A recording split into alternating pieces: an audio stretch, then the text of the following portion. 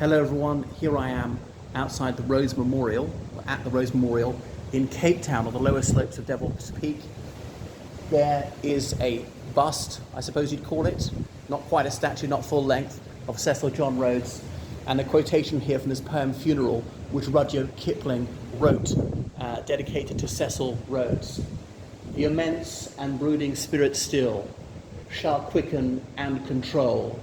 Living, he was the land, and dead, his soul shall be her soul. So Rudyard Kipling, the bard of empire, wrote that to valorize John Rhodes and what Rhodes would view as his civilizing mission. I know people would react scornfully or furiously to that claim these days in many cases, and above the dedication to the spirit and life work of Cecil John Rhodes, who loved and served South Africa 1859 to 1902. This is by an architect called Baker. It was completed in 1912, 10 years after Rhodes's death. It's meant to look like a Grecian temple, and it resembles a bit of on a Pergamon, but he was intending it to look like something a little bit differently. And there's got 49 steps up to it, redolent of the 49 years of Rhodes's life. So he died here in Cape Town, and and he's buried, as his will provided for, on World's View in the Matopo Hills in Zimbabwe. Of course, in those days it was called Southern Rhodesia.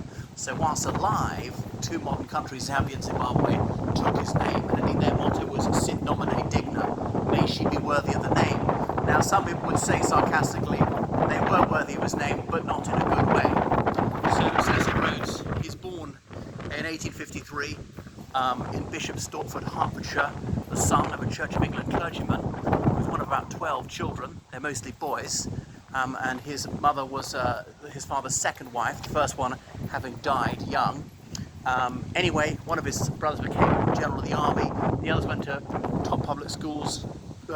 Rhodes didn't, they didn't have quite that much money, one of the youngest sons, plus he was rather a sickly child. And because of his frail health, it was some sort of respiratory condition, we don't know quite what, he was advised by physicians to go to South Africa because they said it's drier, warmer climate was more suitable for him.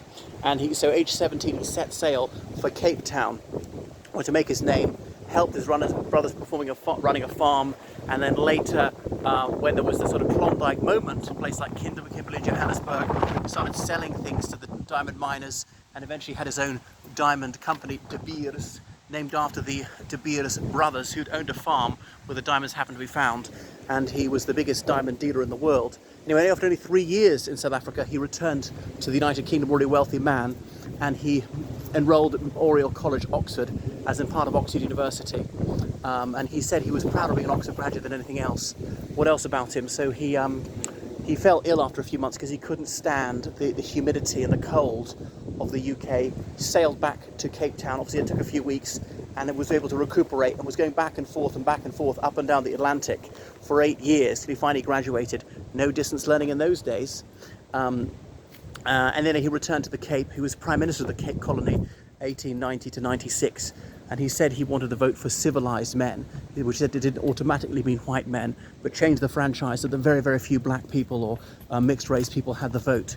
So some people say he's racist like that, although he wasn't an absolute racist like a lot of whites were in those days, except that some black men and no women would have the vote. So another thing is he was quite misogynistic, never married, never had a girlfriend, never wanted to meet women. But there was one Russian aristocratic woman who chased him all around Cape Town, wanting to marry him and claiming that he'd said that she could buy some jewellery on credit and he would pay for it and blah, blah, blah. But anyway, he wanted to expand the British Empire, a bit of a megalomaniac with his Cairo to the Cape plan, and this is where he thought the Cairo to the Cape plan would begin. So some people object to this because of that, and have vandalised this memorial. What else about Cecil Rhodes? So the Jemison raid, that in 1896, was somewhat behind that. His personal physician, Dr. Leander Starr Jemison, had attacked the Transvaal Republic without the authorisation of the British government, but some of the UK government was aware of the plan and wouldn't have minded so long as it succeeded, but it was a catastrophe. So Rhodes was investigated for that one, and he resigned as Prime Minister of the Cape Colony. Of course, South Africa wasn't united as such at the time. And anyway, the second Boer War, which is 1899 to 1902, was that partly his fault? He used to give too many rights to the Uitlanders. Die Tweede Vrijheid is Oorlog, as the Afrikaners called it. He died in 1902, just after the end of the Second World War. So that is Cecil Rhodes. He left a fortune of £6 million, which is over £1 billion in modern values. Gave almost all of it to Oxford University and to his college there, Oriel, the Rhodes Scholarship established. And he said it was open to men of all races. He did say men, to be leaders, and it was open to people from the colonies and the dominions, not the United Kingdom itself, to Germans and Americans. He fantasized the USA might come back into the British Empire, which even in those days was an absolutely loony idea. And he saw the possibility between Germany and the United Kingdom. He thought if the German elite have a positive image of the UK, they won't do it. But it was too late, because by the time the First World War broke out, the German Rhodes Scholars were not senior enough in the German leadership to avert war. So that is Rhodes. Anyway, so it's controversial, and they've renamed the Rhodes Scholarship the Rhodes Mandela Scholarship. They've actually thrown it open to all nationalities now, I think including British. But almost half the scholarships go to Americans, and they're the nationality who are most able to afford to study Oxford anyway. And then here it says, there's a question statue, Energy, the work of G.F. Watts RA, as in Royal Academy, to the genius of Cecil Rhodes. So look at all these bronze lions, and there were lions around Cape Town until the late 19th century. They were all shot. So that is him, and there he is below Devil's Peak, perhaps appositely because some people regard him as absolutely satanic. So he used the N-word, allegedly, and yeah, he certainly wanted mineral rights. Some people say it was a disaster for the autochthonous people of South Africa, Zambia and Zimbabwe. So, so he's not really looked after at the moment. There's no plan to demolish it. The Democratic Alliance runs Cape Town and Western Cape, so it doesn't look like they're going to. Some of the ANC don't like it. I think the economic freedom fighters don't like it.